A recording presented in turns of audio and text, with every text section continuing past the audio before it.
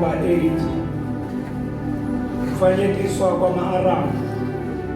Ke kaloku kwakungekho mfano phakathi kokumkani wakwa-Aram nowakwa-Israyeli. Wasuka ke wathethana namaphakathi akhe ukuba ukumkani wakwa-Aram wathi, imikhosi yam ndoyimisa endaweni ethile. Umfo wakwaThixo wathumela isilumkiso kukumkani wakwa-Israyeli sithi, musa ukudlula kwelo khala, kuba ama-Aram ehlela kakhulu. Ngoko ke ukumkani wakwa-Israyeli wayijonga loo ndawo yayikhonjwa ngumfo wakwaThixo.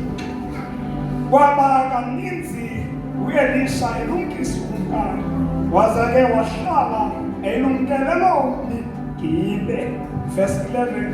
Le nto ke yamcaphukisa ukumkani wakwa-Aram, waza wabiza amaphakathi akhe wathi, apha phakathi kwethu ngubani ongumSirayeli? Elinye ke laphendula lathi, hlekazi, akukho mntu ngakumaSirayeli apha kuthi. Into ekhoyo ukuba u-Elisha ngumshumayeli wakwaSirayeli. Wathi namazwi awathethe egumbini lakho lokuqala, aze kananjalo waxelela ukumkani wakwaSirayeli. Verse 13. Ukumkani wakwa-Aram ke wathi, hambani niye kumjonga apho akhoyo, ukuze ndithumele amadoda ekumbamba. Ngelizwi labuya lisithi, nanko eDothani. Waza ke wathumela amahashe neenqwelo nomkhosi omeleleyo. Bafika ngobusuku basingqinga isixeko eso. Sithe ke sakuvuka isicaka somfo wakwaThixo. Ekuseni ngentsasa elandelayo sabona kuthe thinthe umkhosi ingamahashe neenqwelo, isixeko usingqingile. Isicaka sathi kuye, yazi uba siyakuthini na nkosi, yazi uba siyakuthini na nkosi yam. Ke yena umshumayeli wathi, hayi, musa ukoyika, aba bangakuthi baninzi kunabo bangakubo. U-Elisha wathandaza wathi, ndikhoyo, khawuwavula amehlo akhe ukuze abone. Ndikhoyo ke wawavula amehlo isicaka eso, saza sathi sakukhangela sabona intaba inyakazela, amahashe neenqwelo zomlilo ziphahle u-Elisha. Luthe xa luhlayo utshaba olo usiza ngaku-Elisha, suka yena wathandaza kundikhoyo wathi, khawubethe aba bantu ngokumfana. Undikhoyo ke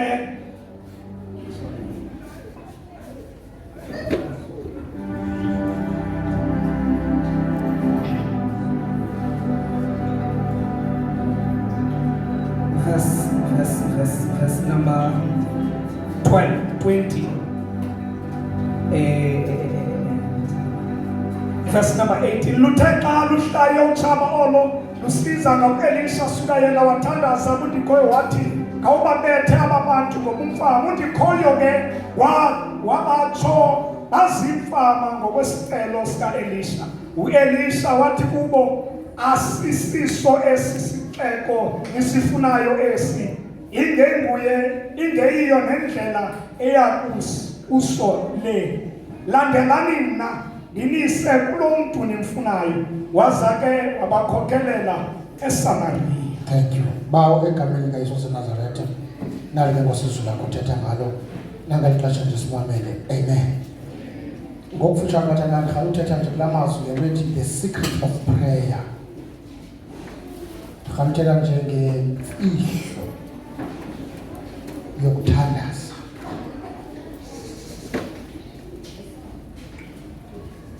Ngoba ukhona umehluko phakathi kwemfihlo nemfihlelo. Imfihlelo yi-mystery, imfihlo yi-secret. Xa uyithi mntana, xa ujonga i-definition ngelamagama amabili njengoba esondelene nje uyakuba kuthiwa ngabe ungayithuma nje ngibambe ekuthubeni andifuna ukwazi ngidinga kakhulu xa ujonga i-definition lamagama i-secret ithi definition yinto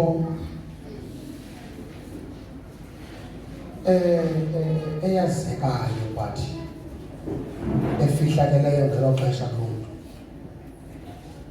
ayamazi into mhlawumbi ekuthethwayo ngayo but wena uyazi. For example, xa kuthiwa surprise kukhutshwa nabahlamke ngaloo mabhlom uyawazi msamabhlom uba ayaphisana sometimes xa umuntu esinikeza lo muntu mhlawumbi isithandwa sakhe.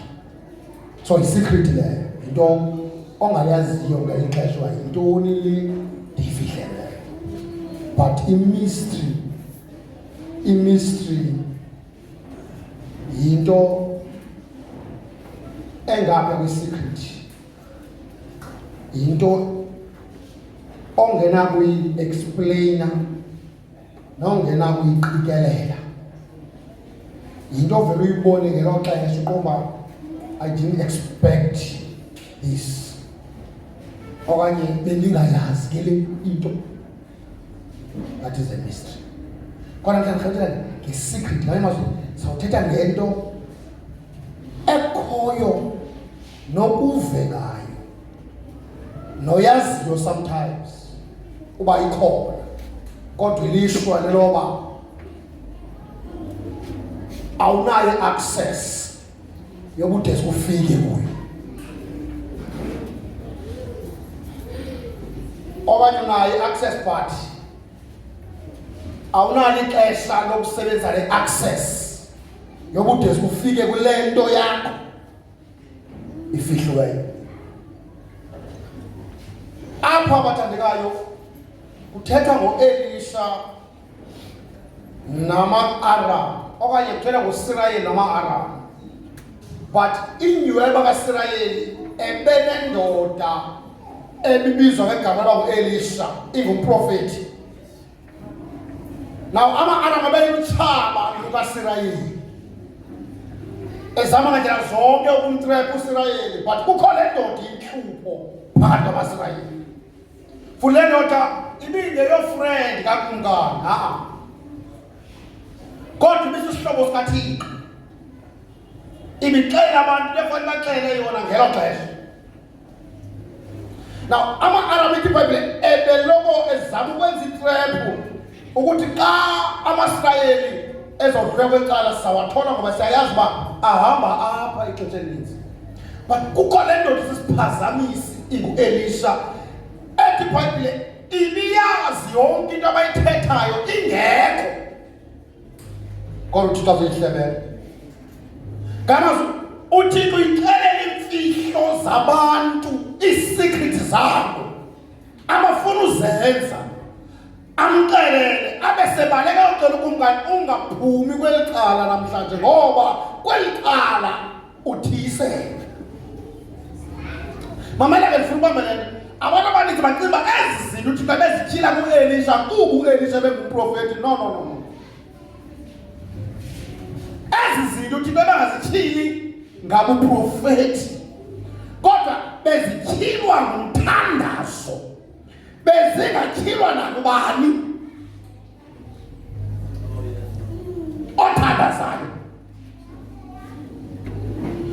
Kulena iphathi ebenga-operating gift yakhe yabuprofethi apha, kodwa ebe-operator ngento yonke siyinikiweyo eyi-access yethu sonke thina abantwana bakaThixo, ebe-operator ngesitshixo esisinikiweyo soba anybody ofuna ukwazi imfihlo zikaThixo makathathe nazo isitshixo avule.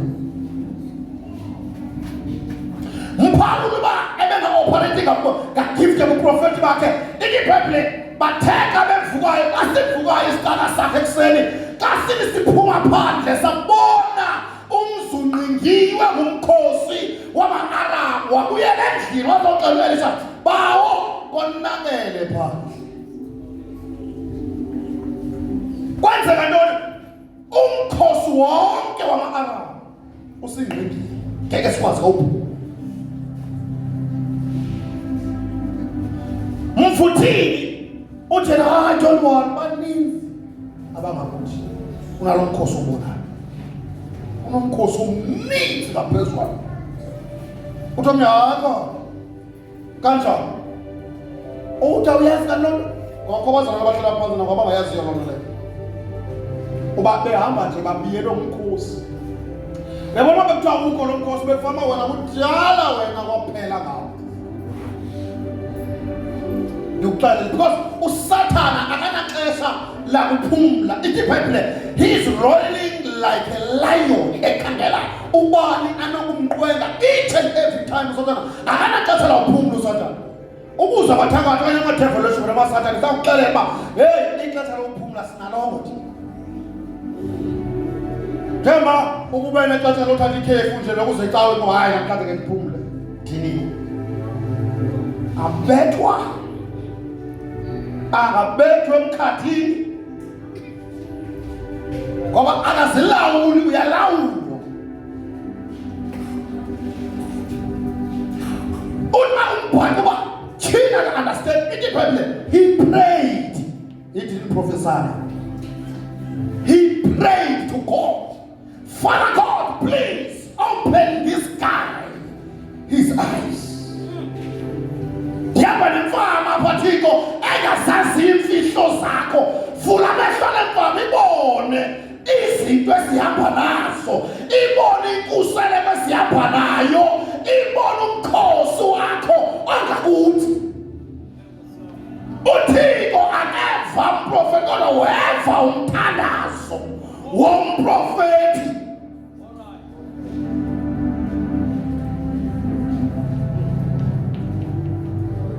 Wasemphendula umthandazo Thixo, wavula amehlo endoda ibingamuntu.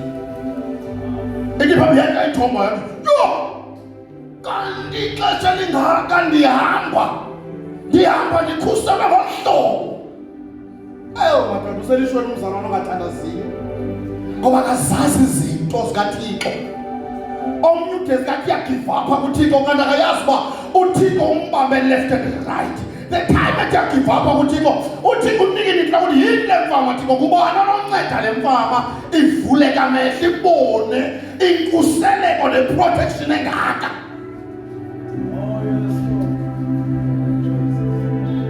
Uthi batsho kodwa hayi ngekana ndiyabulela bendingayazi uba sikhuseleka. Okwesibili usikoma ngumthandazo lona. Ithi wathi bagqiba ulungisa u-Elisha waphuma waya kubo wathandaza. Wathi Thixo kabethe wonke lo mkhosi usingqingileyo. Uyathandaza akaprofethi bazalwane.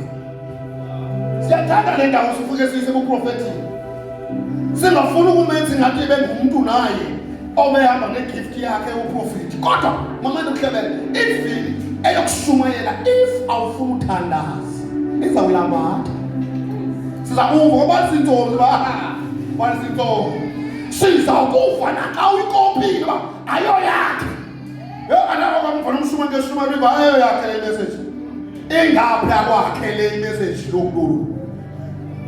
Ngokwelevel yakhe elikholweni ayo yakhe le message. Imamele samu wazoyititsha. Abantu oshumela abantu bakamoya funa kube careful uyazi ba whatever oyithoyo bayakwazi uyiguglisha bala kamoya. Inamandla yona kodwa uyakho. Number 2, uba ayisuki kumoya ingcwele ayizibana impact ebantwini.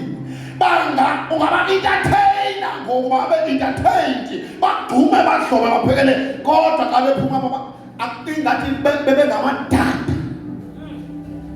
Sebekhohlwa nawe bebefika.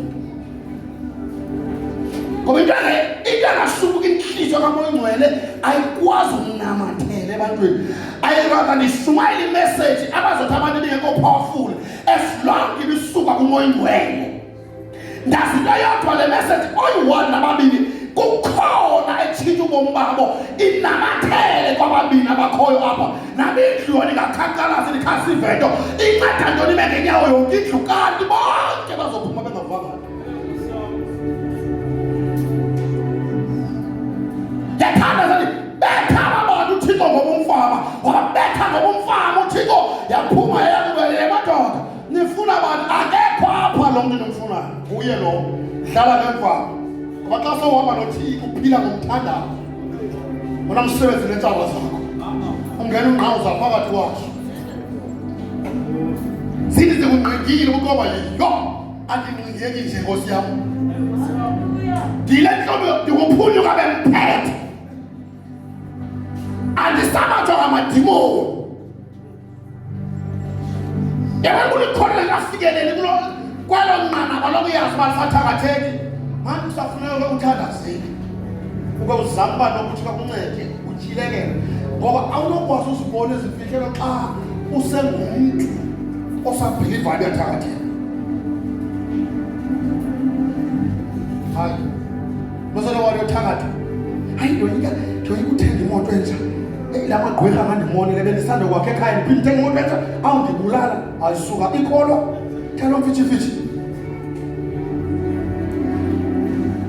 uyika abantu abakwa-sub A useyunivesithi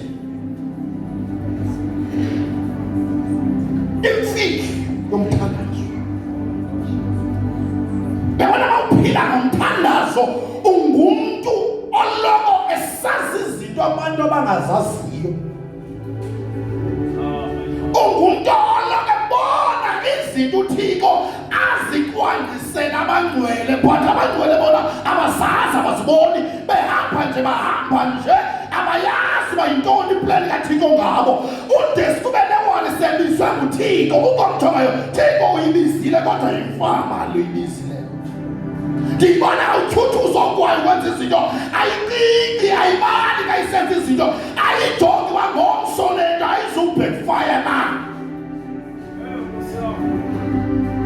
awayibona imfana ibizwe nguthixo awuhlungu xa ubona imfama ebizwe nguthixo phofu yimfama ngoba ifuna uthandaza le mfama esimaxanikhombe ngabona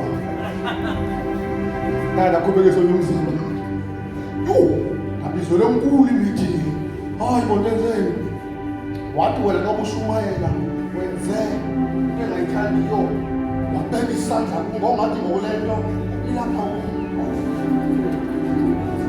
esimntana ayikho kubi ngekuwe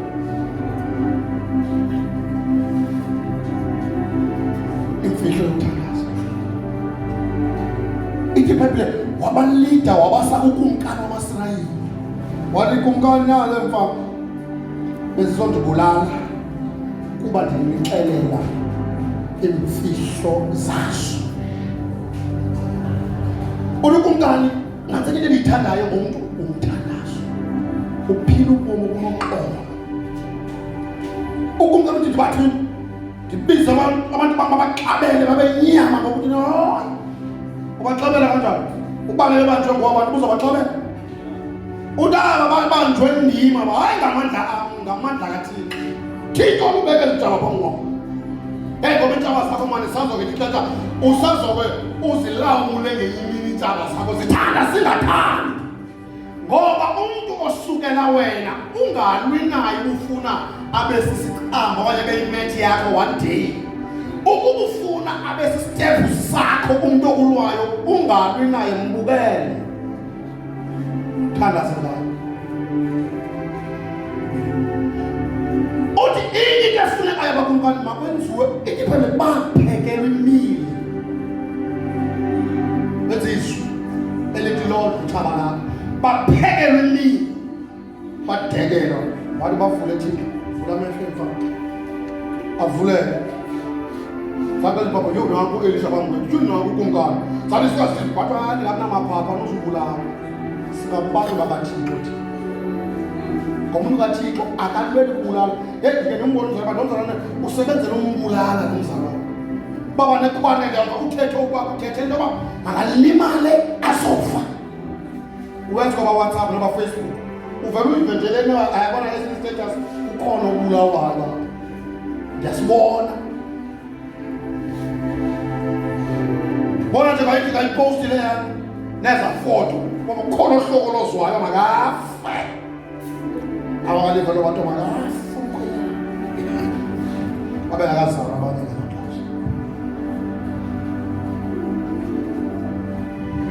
ithi babe babadekele itafile badla after bedlile bakhululwa kodwa hambani bona xela ukubuka nothi bawenze into othixo akasika yena enemy yakho la oxela isho sathana kuba uthixo wenze ntoni bafika na testimony bathi ingqalo sibali kunendoda eyazi izinto esizithethayo thina apha enkamereni yethu yona le ndoda ingekho phakathi kwethu izazi xa ngizohlala phansi bathandekayo funa ukutsho kuwe namhlanje uyabona ukulikholwa elingathandaziyo andizazi izinto okubhudwa zizo eziyilungelo lakho bazingaphi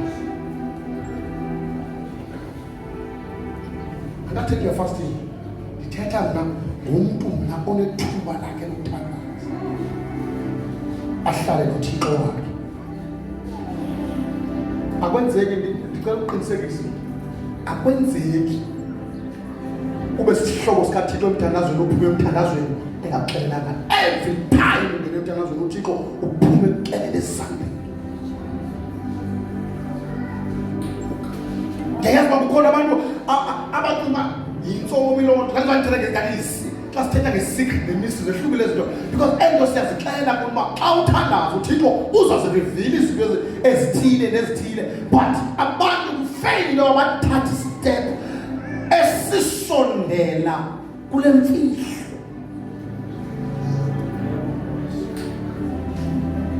uthixo bathandekayo kwazi insuku zokugqibela uzikhangelela ngabantu abazophila ngomthandazo abantu abazotyhilelwa izinto ngoba uthixo utho umprofethi uJeremiah ndithetha ngomprofethi ayithi lona ngumprofethi ugqibile yena akazithandaza uthi Jeremiah ndinqule ndikuphendule ndikuxelela izinto ezifihlikileyo okanye ezinqabileyo kumprofethi kodwa ngeke azazi ifakanalo ixesha lokuthandaza akanalo ixesha lothixo kunezinto bathandekayo esizithola kuphela emthandazweni abhishophi bangathi nqaba uzithathaphi lo mntu ezimfihlo usaselaphi lo mzalwane nezinto engenagama likhulu uthambiswa ngalo kanti lo mzalwane unethuba lakhe lokuhlala emthandazweni axelele izinto abantu banamagama amakhulu abangazixelelwayo ngoba zixelelwa nabani kodwa zixelelwa ngoba nethuba lokuthandaza ukuba awunalo umntana ithuba lokuthandaza I'm telling you right now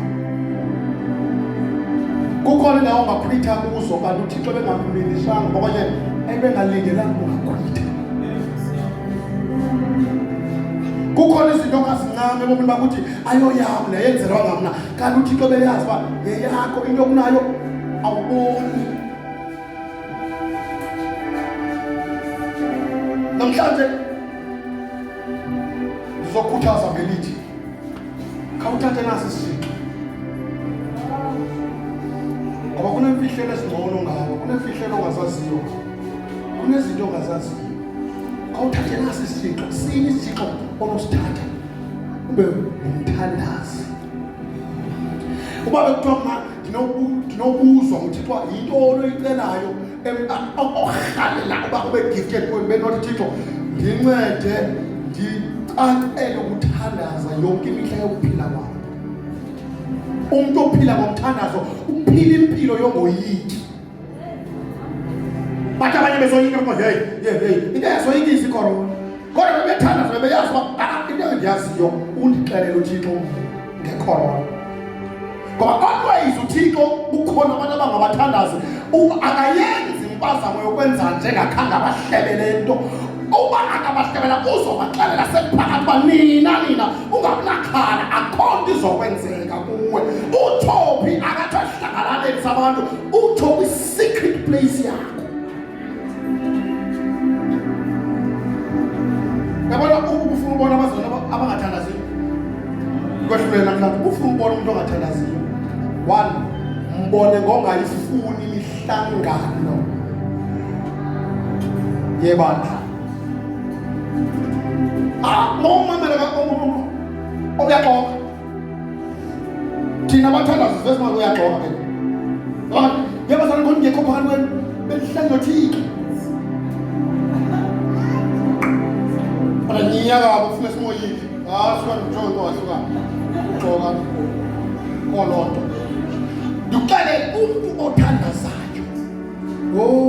Thixo uyabona into ophila ngomthandazo endlini yakhe.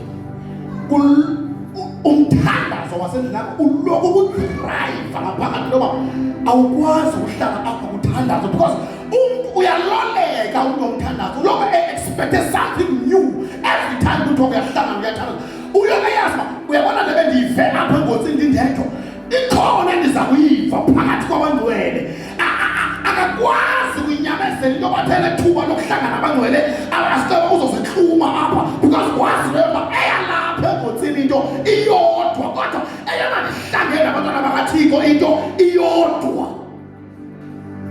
Ifana umthandazo wenza enkonzweni kanje awufani umthandazo uthandaza enkonzweni nomthandazo uthandaza kwi-secret place yakho. Themba usayibona loo nto leyo intoba secret place inomehluko nendawo yokuhlangana inomehluko. Ungabe uzikhayisela ke lapha yeke loo nto ucela uyenze. Yabazali ngobe ningekho phakathi kwenu akafuni simbuzo ke kusivala umlomo. Uma sibona usivala umlomo uyasipha kuba ningakusandebuza uba bengiphi. Uthixo understand into amaziba lo ubhiza akaxoxi uthetha inyani. Umuntu omthandazo uloku enxanelwe yonke indawo enethuba lokuba ahlangane noThixo. Number 2, wazi leyo nto uba ebeyithethe kuThixo ndikwi-secret place kukhona enye into azoyithetha. Umzekelo i-gift ngeke uzazi Joel, ngeke uzazi une-gift yokuprofetha ukuba umuntu ohlelehleli yedwa. Kaloku oprofetha ebantwini yalizwabeke abantu i-gift zabo zithatha ithuba ifane noba uyakwazi ukushumayela. Ngeke uzazi uba uyinikwe i-gift yoshumayela ngoba unguloka lokuthi wena uzivela uThixo wedwa. Nabathi uyokuhlala wedwa apho uzivela uThixo. Nobody ongancedakala imeko yakho yokwazi ukuthi kanti xa uThixo umazile ekutyhilelele kumele kube khona ababhenefithayo nge-knowledge oyitholeleyo uThixo. Bazoyithola kanjani? Ngokuhlangana bephakathi kwabangcwele. Anabo bayivana nabo nithi nihlangene kwisele uba ibophile Nkosi yami ibambephi namadoda sibangathi uthandaza kunzima siyaqala kubungene into kwedini ifika itho kabini kathathu igahamle uve ukhathuka thini kukhona eqhaqekayo lapha kukhona umlilo uva unyebelezela niqalise lonke niconnect kanti kungenwe umuntu we-secret place. Oh my God, uzodilisa into ebeyihle kwi-secret place uzoyesulela kubangcwele phakathi ebandleni kaThixo ngoba akekho umuntu akhulisa uThixo emkhulisela for yena qha. Umuntu okhulisa uThixo kodwa ungathi uhlangana nabangcwele hayi exoko manje siqhatha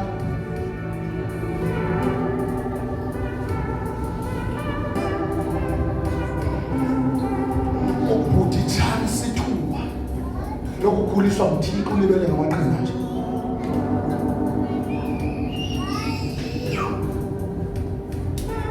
Ngozolibele ngamaqhinga ngoba khona imutsho enamaqhinga okubala kuhlangana ngenyama ekhehle lichule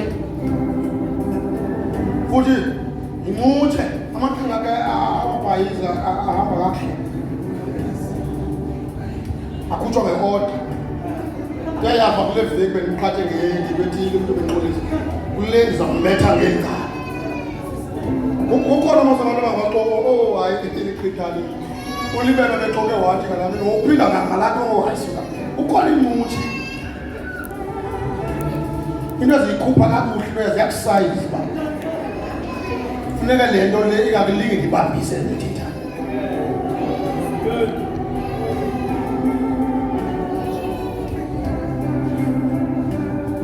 emfihlo mthandazo ngoba ndihlele ithi ibhayibhile babanjwa uSilas noPaul bafaka entolongweni bebengayazi banewethu eyoshumayela kwabo khange baxelele intoba xa nibanjwe zawuphuma umthandazo ithi ibhayibhile kwafika ixesha labo lokuthandaza noma besentolongweni ngoba sinenhlobo yabantu ethandaza into kazihamba ngendlela abantu ezihamba ngendlela ifuna ngayo ayakathandazi khehle kulevuza amalanga nje nabantwana abade bazibuze kwakuba kwenzeke ntoni namadoda usemandleni uoledi kuthiwa abantwana ya semandleni uoledi khaba nezitulo praise the Lord bonakele ebizini ufa kumandlelo zathi xa izinto zingahambi kakuhle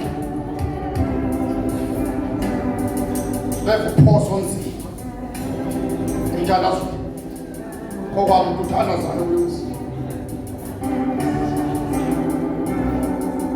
bathile amadoda ngexesha lawo lokuthandaza avuka amangenyawo entolongweni esemakhamandeleni aqomba izandla nenyawo zibotshiwe kodwa umlomo wona ubotshwanga praise God uThixo wethu akekho sezandleni nasenyaweni kodwa uThixo wethu usekubabazweni kwegama lakhe ubaba sivulele ukuba sikwazi uvula umlomo simbabaze kulungile Thixo wethu naba sibanjiwe ayizusitopa loo nto uba senze into esiyibizeleyo ithi bema esinzulu zobusuku bambizo ngabonwayo wehla wabonwa ngabantu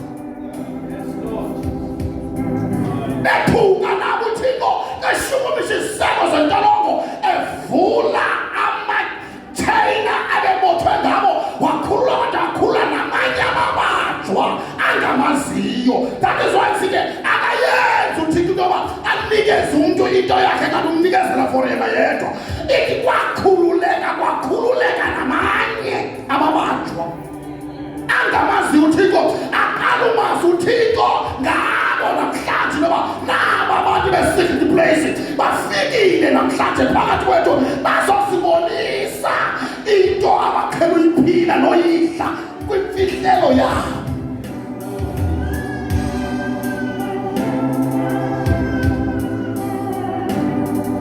ndibene-one manje ngomntu wonke uthandaza sihlala yedwa ngoba uphazanyiswa yintoni na hlala wedwa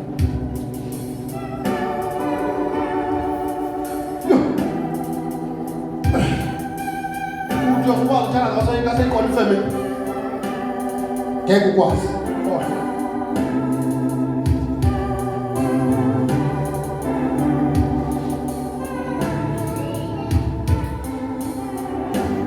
ithi ibhayibhile savuleka ingcingo zentolongo kodwa azange bekhona oyi-one onengqondo yozimela abaleke ngoba uthi kwaba ukuthi ayibone uqondo uzosindisa abantu uqondo uzosityila ubungane kanti uhambele kwindlu yendoda enumgcima abantu mayivelayo ifike uzibula kathi ungazibulali sikho sonke noxa nje uThixo sikhululile ematyatha ngeke kodwa sikhona sonke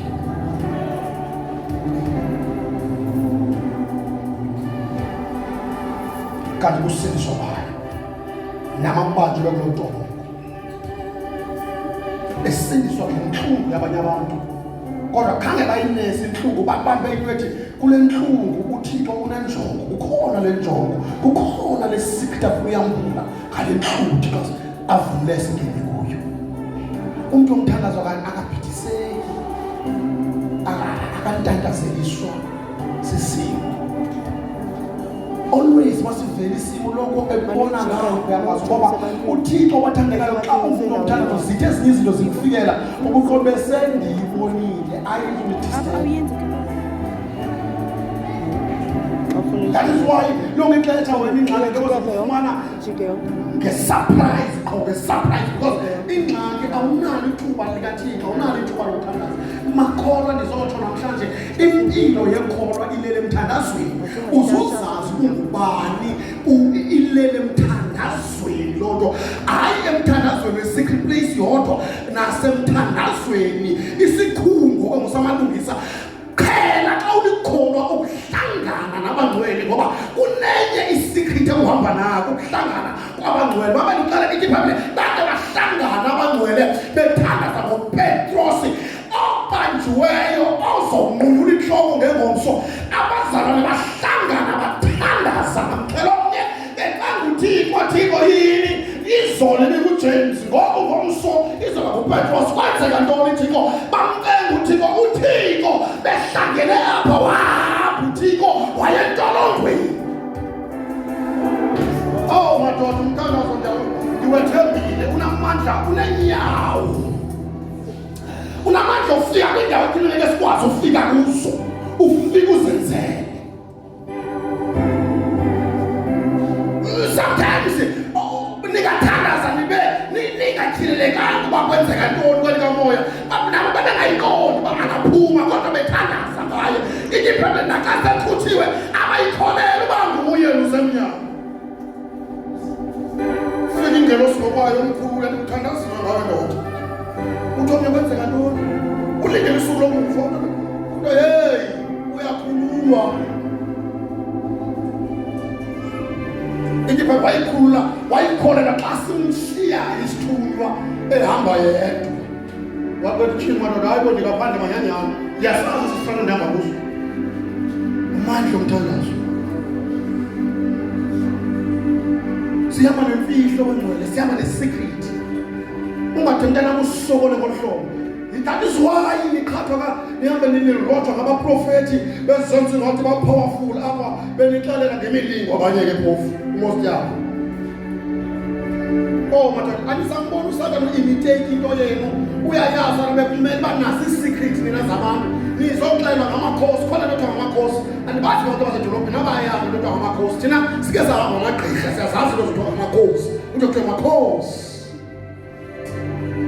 moya ngcwele wapha ubaxelela izinto.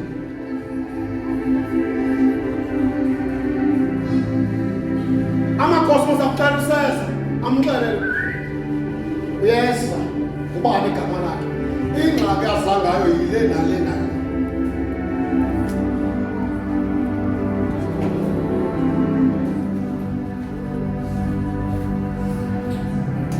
Anindivuyiswa nexela inamba fowuni yakho mosiboma yo hayi uprofeti Manyando senzo i-secret nawo loo nto leyo ibe i-secret kuwe ngoba kumele uThixo xa ithetha nawo uxele i-secret angawuxeli into oyazi. Ifowuni namba yakho iza kunceda ntoni loo nto leyo. Xela ifowuni namba yakho iphela ngobani iqala ngobani athi azibhukela phantsi ube excited. Yangcono awuthi loo nto ufakwa ezulwini uthile uthile ungayibona bekazibhuqa phantsi nam ndizibhukele phantsi ifowuni yam endiyaziyo endiyinika abantu yonke le mihla.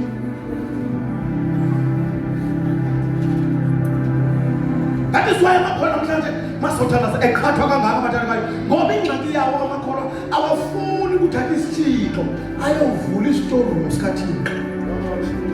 Awafuni uthatha isithixo awafuni amakholwa. Ndithi kwanditheni nga-fasting manje yazi i-fasting yo hayi kutheni nge-fasting bagxothile amaqhinga azoba lapho thena nge-fasting ube kwicephe phansi hayi zoba ngamaqhinga emsebenzini yo bathi yanenza yabona uba yile nto ndisemthandazweni.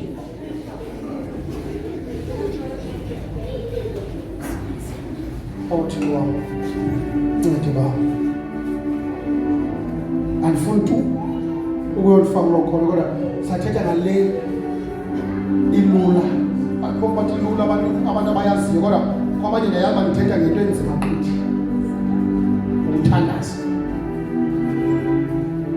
Bona umthandazo xa sewungenwe ngumthandazo mntanam kuba nzima uyigqiba ne-15 minutes waye inde kodwa kube kwanikwa inyamezelo wayiqhela 2 days 3 days uzibona songena 30 minutes emva kweveki hayi ngigqibi out emthandazweni kula veki abantu abathi beweke benithandaza ubusuku bonke ngithetha ngabantu abathi inyanga yona impossible lolo leyo ungahlale emthandazweni ehleli noThixo ngoba ebukhona kaThixo ufana noYakobo uthanda ukuyeki ungadisikelelanga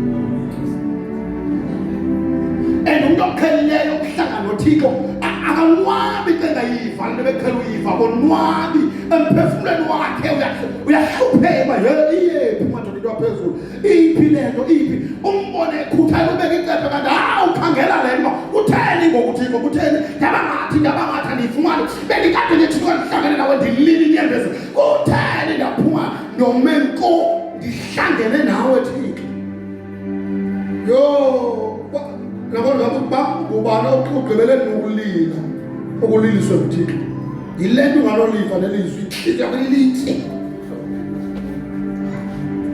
uxa ukuthintwa nguThixo uhlangene noThixo wena ungathintwa ndim lelizwi lena nabona abathetha ngale nto ungayenziyo ingandibethela ityeni kwinyengane hayi nasenyengane nensimbi taka inhlanzi jamela bethu nca kodwa uThixo uyayazi wena uthethe emntwini othandazayo phambili lifika elo lizwi lifikele emntwini oselungiswe ngumthandazo uyingxaki umzali ongathandaziyo sesikhubeki liphile enyameni hleli nje is-observa ngenyama izinto lisenze iwesa sikamoya uzi-observa ngenyama kodwa ezenyama uqhathwa ejamile njalo kwezenyama ezibefama uzilumkele kanjani uqhathwe njalo adlele imali ngamabhali amfonele kuzowina into ethile afa ayifake kilikinci kodwa kunothi uthi uThixo kawufaki 1000 bezothi hayi yini le usebenze lapha ayidla kwabadlele imali ngamabhali axoba yena uwina kwa-omo imiliyoni ucinga ungathola imiliyoni uyithola kanjani imali faka ke ngokunake imali e-airtime lesifone ngayo 1000 ayifaka ihambe 1000 uvuswe ngoba bekuthiwa uyathandaza uzawuyazi uba umenemene namhlanje bathandekazi ndizokhuthaza ndizovuselela ngomthandazo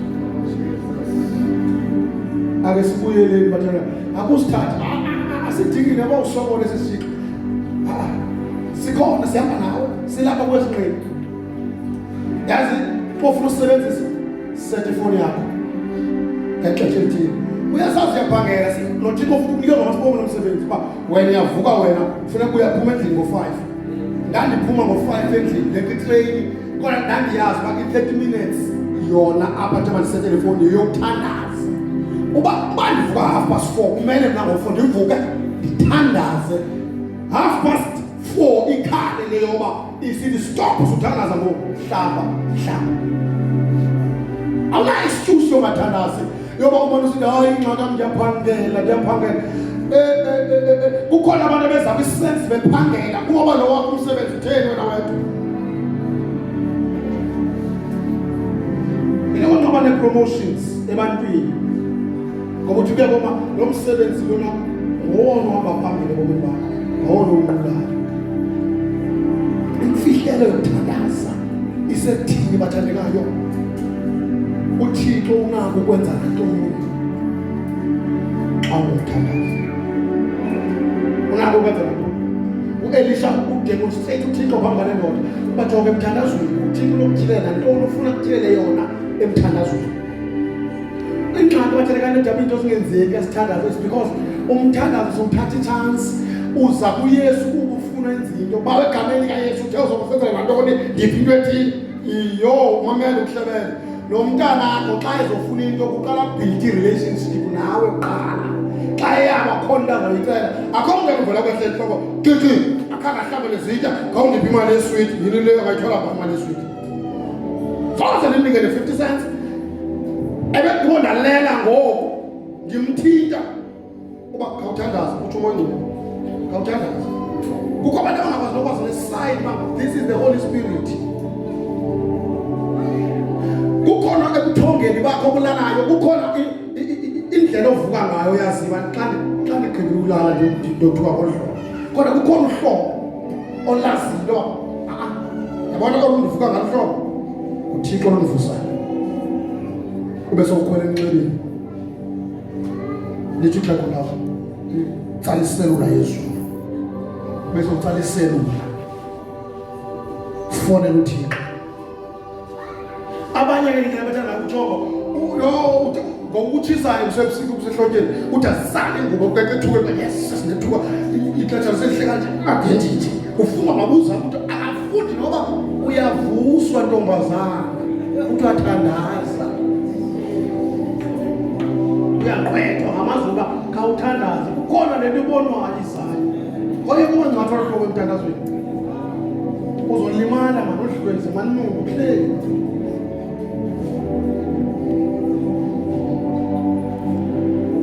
Abantu sibavulele ebandleni yoba i-night prayers kuyakuthandazwa ngolwesihlanu bakhetha ulala ezindlini zabo. Abayazi baphoswa yeyona nto yankulu ukuzongena. Ngoba apho naba kuthiwa ulithongoka awukwazi ukulala uthandaza abanye abantu. Mawulapha definitely sure uzokwazi uxhumana noThixo ngoba sifuna lo platform akwazi ufumana ithuba lokuxhumana noThixo uphakathi kwabanye abazalwane. Kulapho ngothi ukwazi uba kubonakale nezinto uThixo akuphathise zona utshuko neziprofethi uThixo azifunayo ngebandla nangathi. Kodwa abazalwane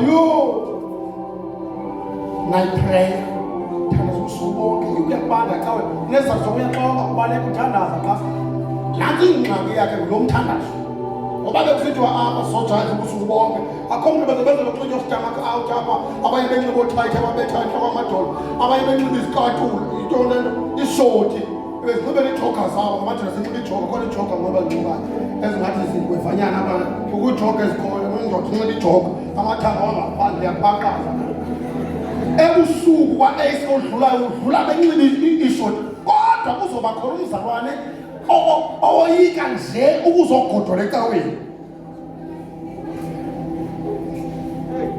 Kodwa kwi-street bash ebejika kugqibeleke udaxeke ngafuna ugodukiwe ekuseni kwakho usile madoda masigodukile akafuni ugoduka ulapha kuThixo ngokuzosenzela amathanga. Sodwa sivela kushembe ngibukela abantu bakashembe bengcwaba kulo mama ngoba benigodukile. Yabona kulo mama kukho inkunzane yalento inkunzane lehlabayo bashembe kodwa ngenyawo kalala maveli bashembe bahlonipha into yabo bebebathaza phezu kwayo bebeqonda yo ndiyayazi inkunzane yaphayana ayihlobo ibetha sithothoze bebebathaza ngathi mina kodwa bekujonga indlela abadedicated entweni yabo abantu kanti yini Thixo I wish abazalwane banganje.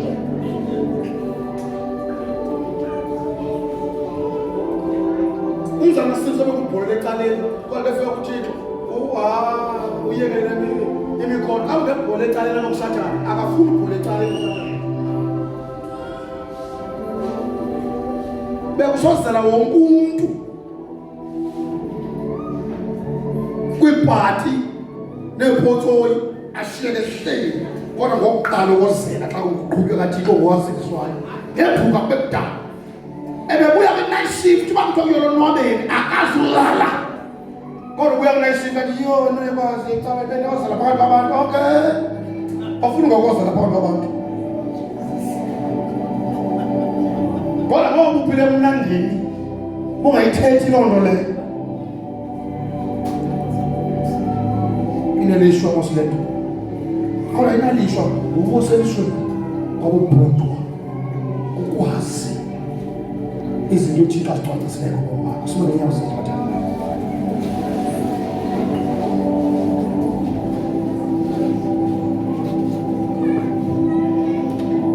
masawuthandaza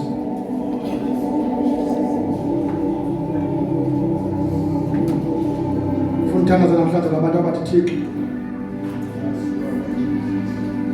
sikhona sisitshintsho kodwa nisebenzise. Sikhona Thixo esisitshintsho kodwa nisebenzise. Andisebenzisi endlini yami, andisebenzisi nokuze endlini kaThixo. Sikhona nje, sihleli nje Thixo. Buyisela Thixo amandla okusebenzisa isitshintsho. Umntazana abantu abathwala abantu buyisela Thixo lamandla okusebenzisa isitshintsho. Sokwazi uvula istorm semfihlo zakho. Mawukhona mhlawumbe ngicela ukhale uzala ngaphambi. Azamnceda uThixo. Ube sisihlobo somthandazo. Ube sisihlobo sikaThixo. Akulethi kodwa lapho. Ukucacalaza nomthandazo. Akulethi. Hayi njalo. Akona sokuqhatha ngayo futhi engeke ngayo. Urathi njalo. Akulethi cacalaza nomthandazo.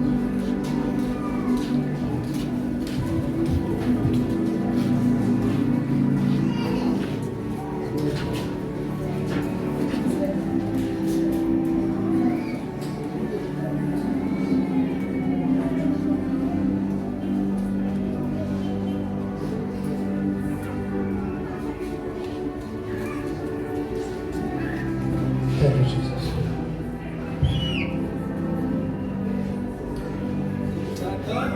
Amandla omthandazo. Bawo amandla omthandazo. Ndevulela amandla omthandazo. Ndevulela amandla omthandazo. Bawo ndevulela amandla omthandazo. Bawo ndevulela amandla omthandazo. Ndevulela amandla omthandazo. Egama likaYesu. Bawo ndevulela amandla omthandazo. In the name of